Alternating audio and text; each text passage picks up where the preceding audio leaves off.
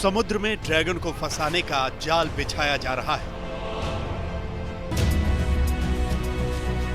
जैसे जैसे चीन हिंद और प्रशांत महासागर के क्षेत्र में अपना बाहुबल बढ़ा रहा है, दूसरे देशों की संप्रभुता पर हमले कर रहा है, कूटनीतिक गुंडागर्दी कर रहा है, वैसे वैसे दुनिया इस बात पर आमादा हो गई है कि समुद्र में ड्रैगन को घेर लेंगे और उसकी ताकत का करारा जवाब देंगे।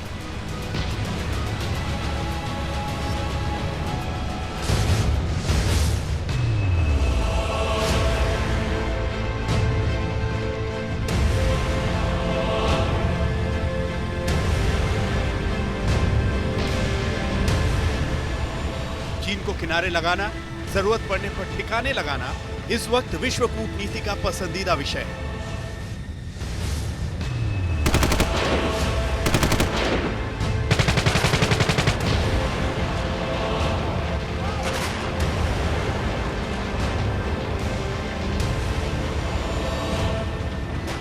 समंदर में चीन पर दबाव बनाने और जरूरत पड़ने पर वार करने के लिए अमेरिका ने अपने दो युद्धपोत यूएसएस रोनाल्ड रीगन और यूएसएस निमित्ज को दक्षिण चीन सागर में तैनात किया है।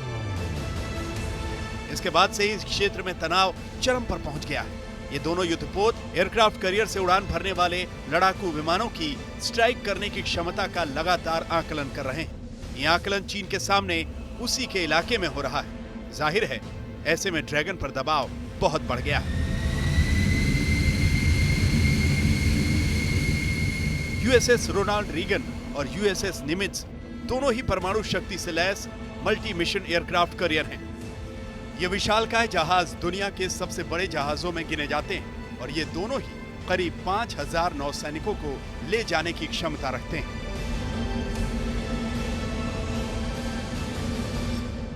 अमेरिका साफ तौर पे कह रहा है कि चाइना को इंटरनेशनल जो रूल्स एंड रेगुलेशंस हैं as declared by treaty of 1982 law of the seas उसके तहत काम करना पड़ेगा। किसी भी इंटरनेशनल नॉर्म को अगर वायलेट करेंगे तो चाइना को भारी कीमत चुकानी पड़ेगी। साथ ही साथ वो चाइना को इशारा दे रहे हैं कि चाइना का ईस्टर्न कोस्ट जो है वो एक्सट्रीमली वल्नरेबल है और अगर चाइना कोई बड़ी कार्रवाई करता है हिंदुस्तान के खिलाफ तो चाइना की वल्नरेबिलिटी ईस्टर्न कोस्ट पे है उसको बड़ी एक्सप्लॉइट हो सकती है।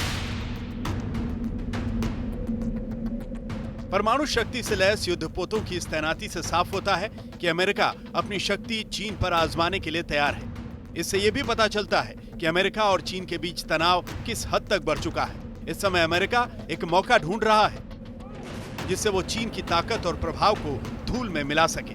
अमेरिका ने साउथ चाइना सी में यह युद्धाभ्यास ऐसे समय में शुरू किया है जब इसी इलाके में चीन की नौसेना भी युद्धाभ्यास कर रही है। 1 जुलाई से चीन की नौसेना अपनी सैन्य तैयारियों का प्रदर्शन करके ताइवान और दूसरे पड़ोसी देशों को धमकाने में जुटी है। अमेरिका और दक्षिण एशिया में चीन की दादागिरी झेल रहे उसके मित्र देश इस अभ्यास पर ऐतराज जता चुके हैं। युद्धाभ्यास के दौरान चीन ने इस इलाके में नो एंट्री जोन बना दिया है जिसका जबरदस्त विरोध हो रहा है।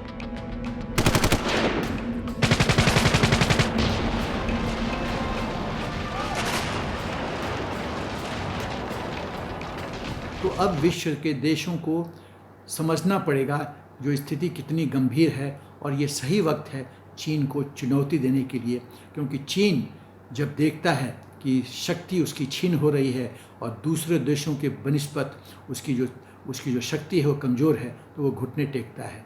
चीन को घुटने टेकवाने की जरूरत है।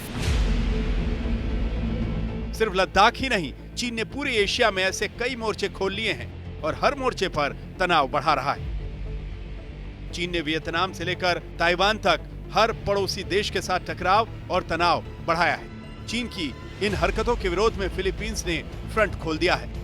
फिलीपींस ने चीन को चेतावनी देते हुए दक्षिण चीन सागर में अपना युद्धाभ्यास रोकने को कहा है।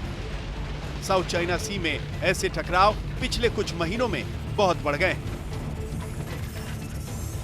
इससे पहले अमेरिका ने अपने सैनिकों को यूरोप से हटाकर एशियाई देशों की तरफ भेजने का फैसला किया था ताकि भारत समेत एशिया में मौजूद अपने तमाम मित्र देशों की मदद कर सके। चीन जिस तरह से अपनी सैन्य ताकत का इस्तेमाल टकराव बढ़ाने के लिए कर रहा है वो अमेरिका से बर्दाश्त नहीं हो रहा है।